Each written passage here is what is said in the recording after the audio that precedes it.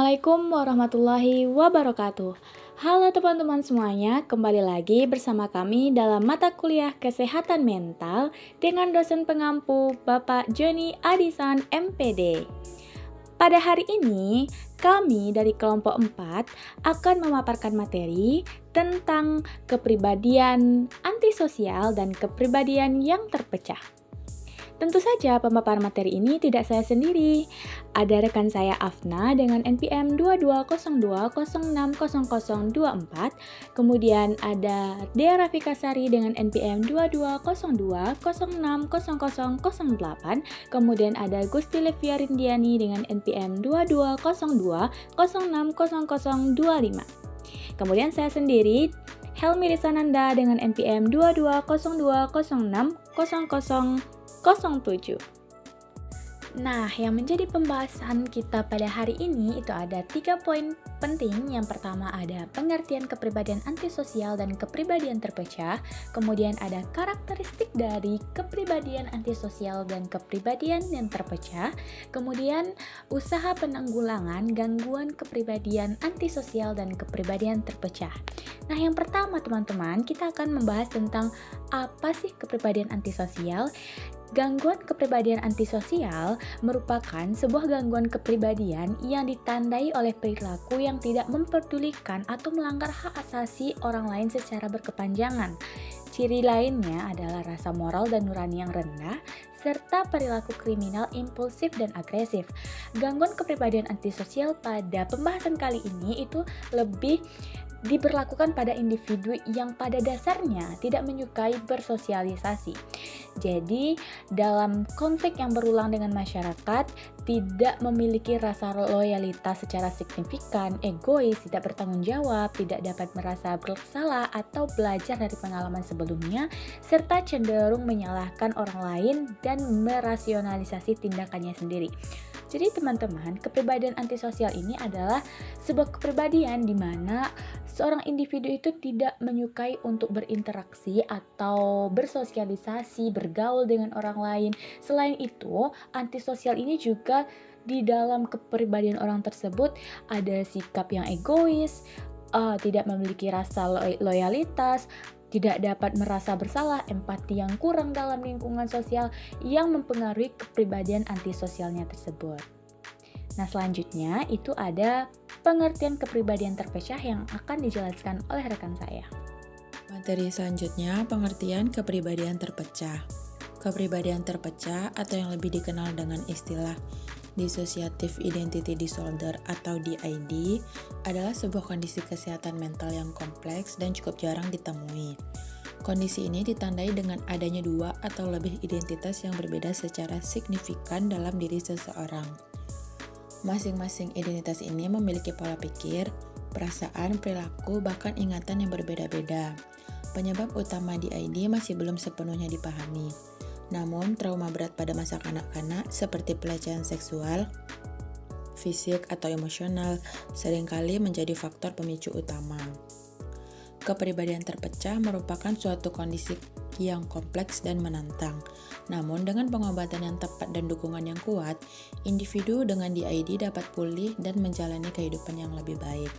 Trauma yang berkepanjangan dan intens dapat menyebabkan mekanisme pertahanan diri yang ekstrim, yaitu disosiasi.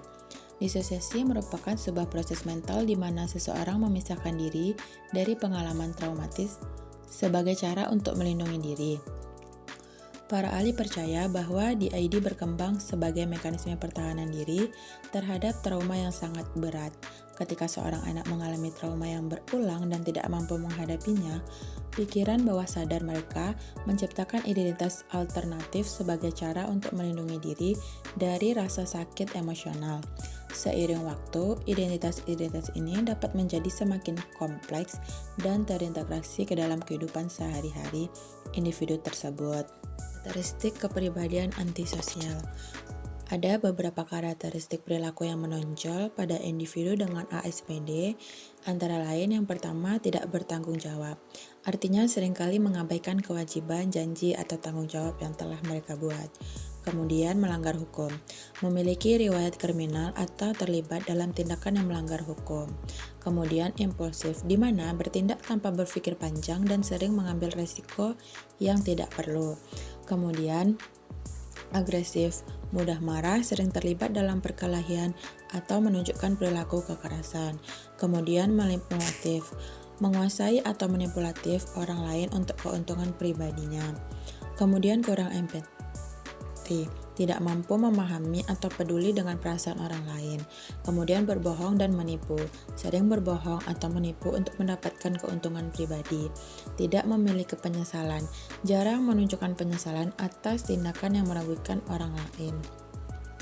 Karakteristik perilaku pada kepribadian terpecah atau DID, individu dengan DID mengalami disosiasi, yaitu pemisahan diri dari aspek-aspek kepribadian, ingatan, kesadaran, atau lingkungan.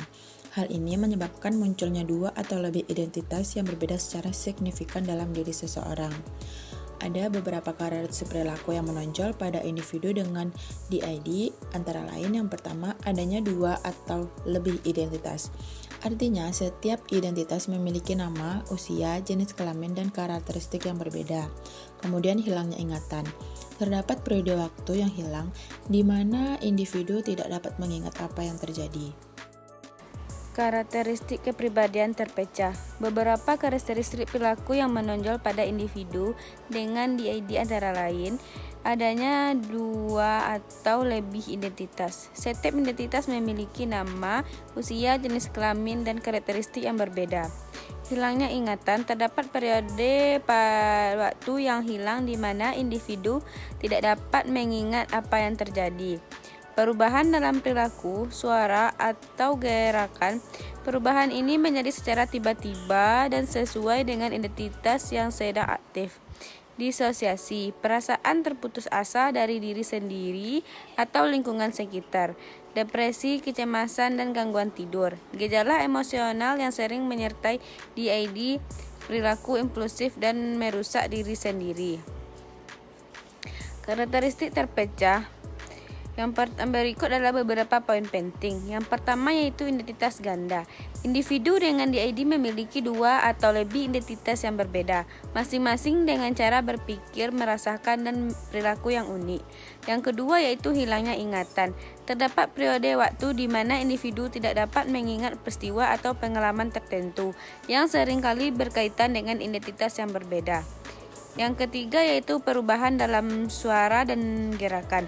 Ketika identitas yang berbeda muncul, perubahan dalam suara dan gerakan dapat terjadi mencerminkan karakteristik yang unik dari masing-masing identitas.